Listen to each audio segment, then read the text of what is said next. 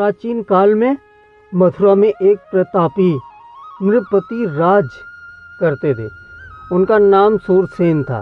वे भगवान श्री कृष्ण के पिता वासुदेव के पिता था। वे बड़े धर्मात्मा एवं प्रतिज्ञा पालक थे।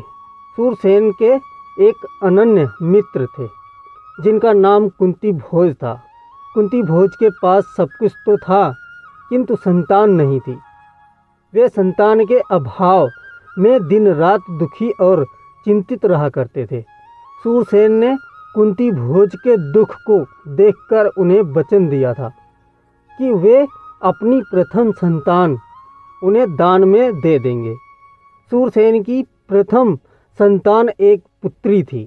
उन्होंने बड़े ही प्यार के साथ उसका नाम प्रथा रखा था। प्रथा जब बड़ी हुई तो सूरसेन ने अपने वचन के अनुसार उसे कुंती भोज को सौंप दिया।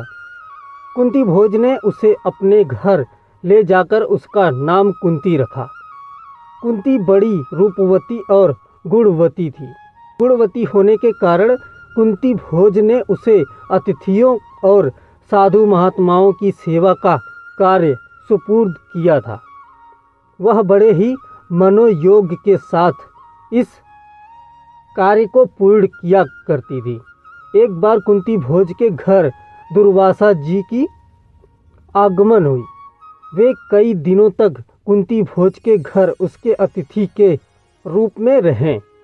उनकी भी सेवा कुंती ही किया करती थी। कुंती की सेवा और उसके विनीत व्यवहार ने दुर्वासा के मन को जीत लिया।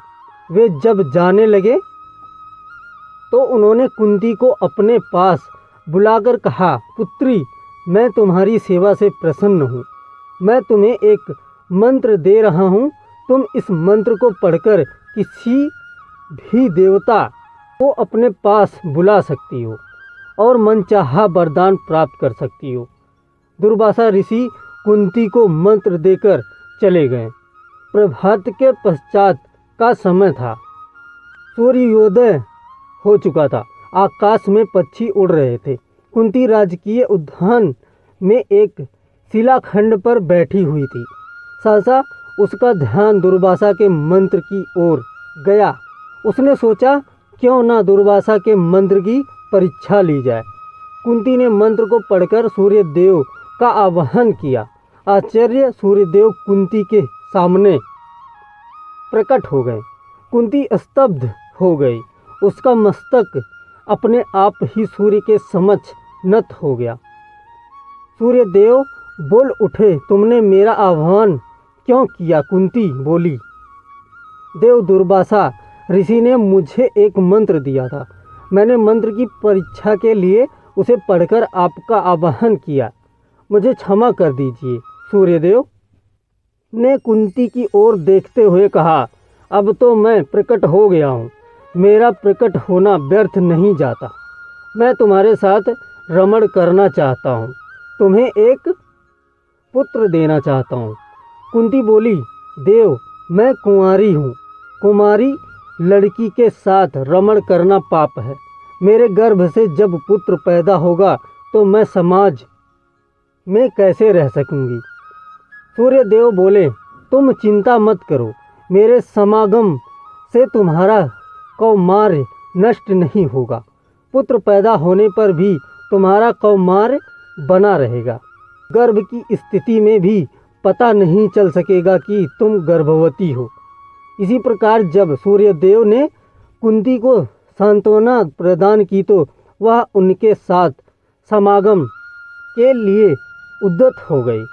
परिणामतः सूर्यदेव ने कुंती के साथ रमण किया। कुंती गर्भवती हो गई। सूर्यदेव तो चले गए। कुंती गर्भावस्था बालक के उत्पन्न होने की प्रतीक्षा करने लगी। समय पर गर्भस्थ बालक पैदा हुआ। कुंती बालक को छुपाए तो कैसे छिपाए? उसने लोकापवाद के भय से नवजात बालक को एक संदूक में रखकर उसे गंगा में प्रवाहित कर दिया। वह संदूक हस्तिनापुर में अधिरथ नामक सारथी के हाथ लगा। उसकी पत्नी का नाम राधा था। उनके कोई संतान नहीं थी। अधिरथ संदूक में नवजात शिशु को देखकर प्रसन्न हो उठा। शिशु भी कैसा बड़ा तेजोमय, वह कानों में स्वर्ण कुंडल और छाती पर कवच धारण किए हुए था। अधिरथ ने ऐसा बालक आज तक नहीं देखा था। वह उस बालक को अपने घर में ले जाकर उसका पालन पोषण करने लगा। अधिरथ द्वारा पालित वही नवजात शिशु बड़ा होने पर कर्ण के नाम से प्रसिद्ध हुआ। कर्ण बड़ा शूरवीर और दानी था। उसके शौर्य और दान ने उसे अमर बना दिया।